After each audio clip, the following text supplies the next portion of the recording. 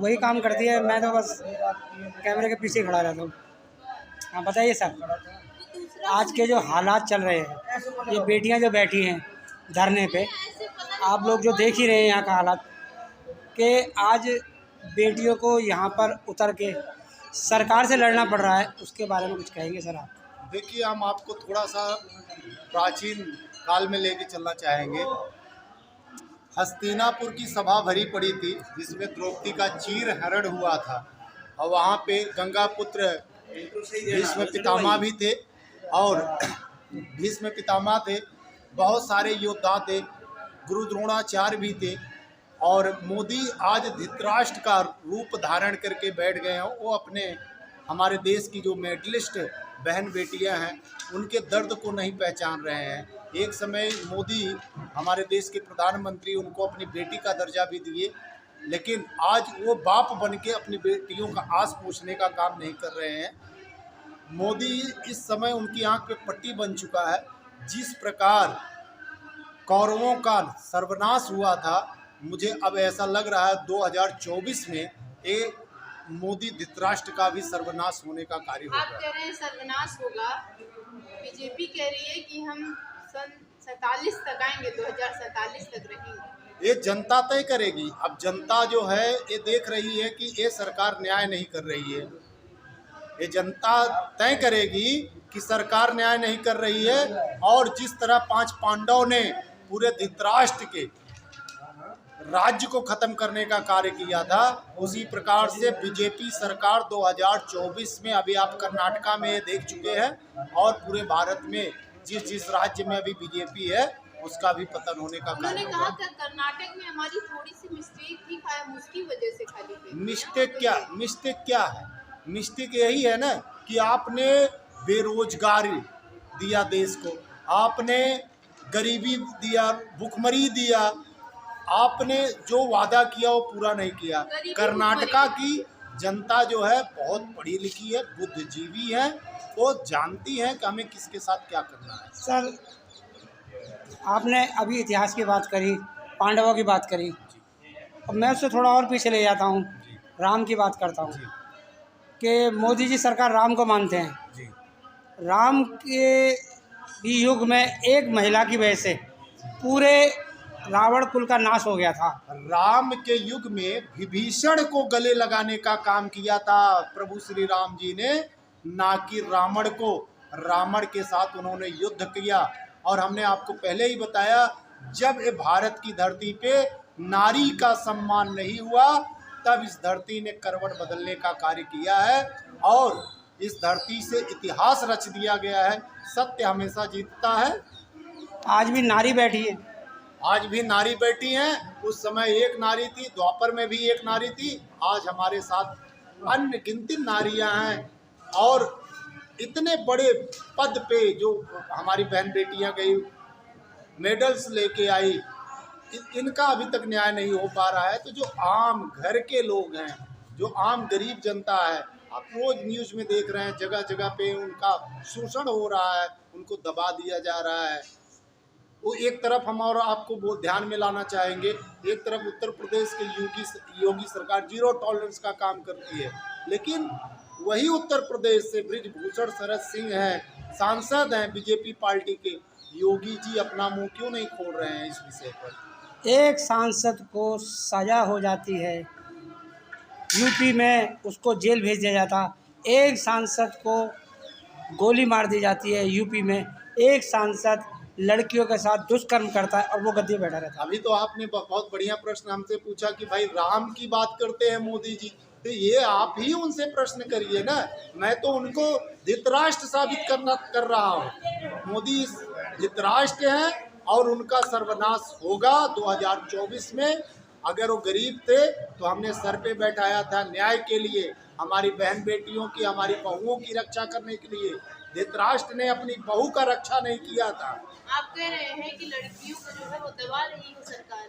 100% आज के समय में अगर आप पिछले 10-12 साल या 15 साल पीछे जाएंगे तो लड़कियों की जो स्थितियां थी वो घर से बाहर नहीं, उनका एक दायरा था कि चौखट तक सीमित है। आज कंधे से कंधा मिलाकर। बहुत बढ़िया। आपकी एज बैंड क्या है, मैं जान सकता हूँ?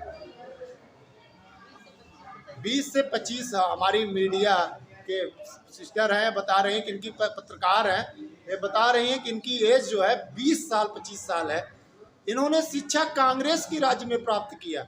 हमें कांग्रेस और बीजेपी से नहीं मतलब था, हमें एक अच्छा राजा का, हमें एक अच्छा प्रधानमंत्री चाहिए था। उस उम्मीद से हमने प्रधानमंत्री मोदी जी को यहाँ पे गद्दी पे बैठाने का काम किया। लेकिन अब हमने देखा कि वो उद्योगपतियों की सरकार है, बड़े लोगों की बातें करते हैं, किसानों को कुचलने का काम करते हैं, गरीबों को कुचलने का काम करते हैं। जहाँ पे न्याय देना होता है गरीबों का, वहाँ पे उनकी मौन हो जाती है, मन की बात। वो तो कह रहे हैं राम राज आ गया है, ऐसा कुछ नहीं है देश के अंदर। ये सिर्फ दूसरी पार्टी की लड़कियां हैं, इसलिए आरोप लगा रही है। राम राज्य कहाँ से आ गया? एक तरफ राहुल गांधी कुछ बोल देते हैं, उनकी सदस्यता रद्द कर दी जाती है मौके को सांसद होने के बावजूद, और दूसरी जगह राम राज्य में जो बोल रहे हैं धृतराष्ट्र, जो धृतराष्ट्र रूपी मोदी हैं, वो बोल रहे हैं कि सबके ऊपर एक्शन ले रहे हैं। तो ब्रिजभूषण शरद सिंह के ऊपर उनका राम राज कहाँ जा रहा है? उनका राम राज कहाँ जा रहा है?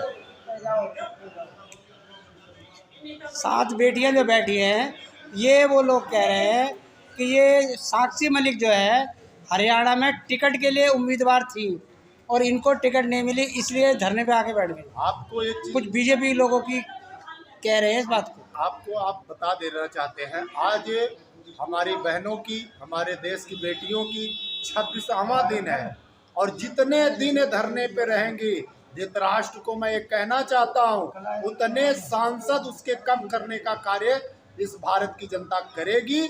और जिस तरह से मैं कुलदीप यादव, जिस तरह से कृष्ण भगवान ने सारथी बनकर पांडवों का साथ दिया था, अपनी पूरी की पूरी सेना दे दी थी पांडवों को, कौरवों को सर्वनाश हुआ था कौरवों का, उसी प्रकार से मैं भी यह बहनों के साथ बैठा हूं। और जब तक सत्य की जीत नहीं हो जाती है, तब तक ये जंतर मंतर की धरती छोड़ने का कार्य नहीं करूँगा। और जहाँ राजा की बच्चे नहीं होते क्या?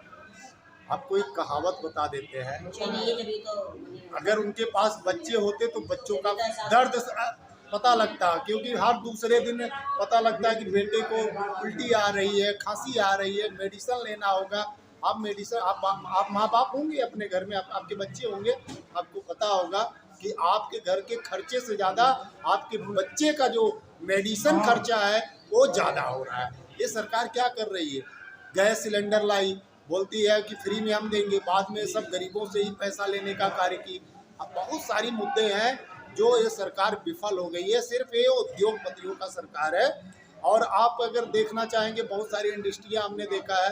मैं शिवसेना का जिला अध्यक्ष अमृतसर पंजाब, और आपको बता दूं कि मैं अन्य राज्यों में कर्नाटका, चेन्नई, गुजरात, राजस्थान, गुजरात की ही बात कर लेते हैं, जहाँ से वो खुद प्रधानमंत्री बन के रहे हैं, वहाँ मुख्यमंत्री रहे हुए, वहाँ पे मैं बहुत सारी इंडस्ट्रियों की बात बता देता हूँ। वहाँ पे अदर राज्य से, बिहार से, उत्तर प्रदेश से, पंजाब से, बंगाल से, कलकत्ता से, कर्नाटका से, चेन्नई से, वहाँ पे गुजरात में कार्य करते हैं। उनके ऊपर क्या मजदूर की जो सैलरी होती है, क्या उनको दिया जा रहा है? उनका भी शोषण किया जा रहा है। ये बीजेपी की सरकार जिस प्रकार से सीधे आरोप लगा रहे हैं प्रधानमंत्री पे। देखिए, प्रधानमंत्री हमने बनाया है, वो कोई भगवान नहीं है, ठीक है। अगर वो अच्छा कार्य करेंगे तो हम उनको बना के रखेंगे। तो गुजरात मॉडल पूरे देश को बनाना चाह रहे हैं। गुजरात में क्या है? गुजरात में मैं अगर बता दूं कि क्या है, देह व्यापार के धंधे करवा रहे हैं गुजरात में, बड़ौदा में, रोडों पे, हाईवे पे, कंपनियों में लोगों को मजदूर बना के, गुलाम बना के रखा जा रहा है।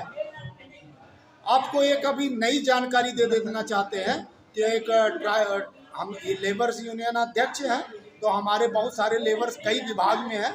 तो ये भारत पेट्रोलियम की ही बात बता देते हैं। भारत पेट्रोलियम डीजल्स जो होता है, तो ये बड़े बड़े व्यापारी जैसे VRL हुए, V एक्सप्रेस हुए, बहुत सारे ट्रांसपोर्ट कंपनियां हैं जिनके पास 2-2, 2,500 हजार गाड़ियां हैं। और गाड़ियां उन्होंने किसके नाम पे लिए हैं? गाड़ियां उन्होंने किसके नाम पे लिए हैं? अपने यहाँ जो वर्कर हैं SC OBC, उनके नाम पे गाड़ियां लेकर फार्म में डाले हुए हैं। ये बोलते हैं हम भ्रष्टाचार को खत्म कर देंगे। दिल्ली लाल किले से बोले थे कि मैं देश से भ्रष्टाचार को खत्म कर दूंगा। मैं बोलता हूं कि प्रधानमंत्री सबसे बड़ा भ्रष्टाचारी है, वो धृतराष्ट्र है। वो तो कह रहे हैं झोला उठा के चल देंगे जितनी जनता झोला नहीं, इस बार झोला भी छीनने का काम करेगी भारत की जनता। उसके पास झोला भी नहीं बचेगा, क्योंकि इस बार इन्होंने, जैसे मैंने आपको पहले ही बताया कि भरी दरबार में द्रौपदी बहुत ही धृतराष्ट्र की, और प्रधानमंत्री मोदी इन बेटियों को अपनी बेटी माना था, और आज बेटी के साथ वो न्याय नहीं कर पा रहे हैं। मीडिया, गोदी मीडिया ये दिखाती रहती है, 24 घंटा दिखाती रहती है कि 24 घंटा दिखाती रहती है कि बृजभूषण शरद सिंह के पास इतने हेलीकॉप्टर, इतने बदमाश है, इतने बाहुबल है, इतने पैसे वाला है, लेकिन एक्शन नहीं ले रही है। और एक चीज आपको हम बताना चाहेंगे, हम सभी धर्म गुरुओं का भी आह्वान करना चाहते हैं। जंतर मंतर की इस धरती पे सभी धर्म गुरुओं का आह्वान करता हूं कि यहाँ पे आ जाएं और इन बेटियों की दर्द को महसूस करके इनके साथ खड़े होने का कार्य करें।